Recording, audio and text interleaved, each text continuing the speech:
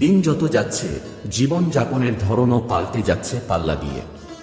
পাল্টে যাচ্ছে জীবনে কিছু অর্জনের নকশা। তাই কখনো কখনো হতাশা ভর করে বসে কাঁধে যেন আর নামতে চায় না।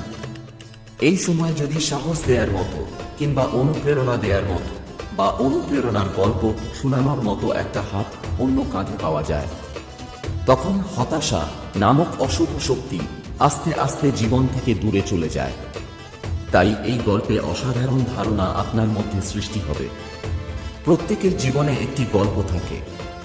24 বছর বয়সী এক ছেলে ট্রেনের জানালা দিয়ে বাইরে দেখছিল আর চিৎকার করে বলছিল, বাবা দেখো, গাছগুলো সব পিছনের দিকে চলে যাচ্ছে। বাবা হাসছিল এবং পাশের সিটে বসা এক ব্যক্তি ছেলেটির এমন বাচ্চা সুলভ আচরণ সহানুভূতি নিয়ে দেখছেন। হঠাৎ করে ছেলেটি আবারও চেঁচিয়ে উঠল, বাবা দেখো, মেঘগুলো আমাদের সাথে দৌড়াচ্ছে। ওই ব্যক্তি আর নীরব থাকতে পারল না। বৃদ্ধ বাবাকে বলে ফেলল, আপনি আপনার ছেলেকে কেন কোনো ডাক্তারকে দেখাচ্ছেন না? উত্তরে হেসে বাবা বলল, আমি দেখিয়েছি ডাক্তারকে, আমরা হাসপাতাল থেকেই আসছি।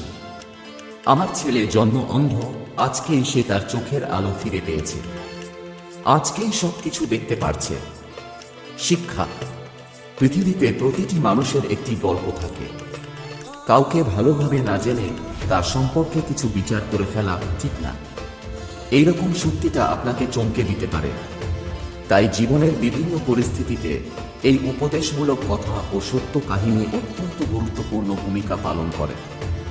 গল্পটি ভালো লাগলে লাইক এন্ড সাবস্ক্রাইব করবেন। আমরা উৎসাহিত হয় ভিডিও তৈরি করতে। ধন্যবাদ।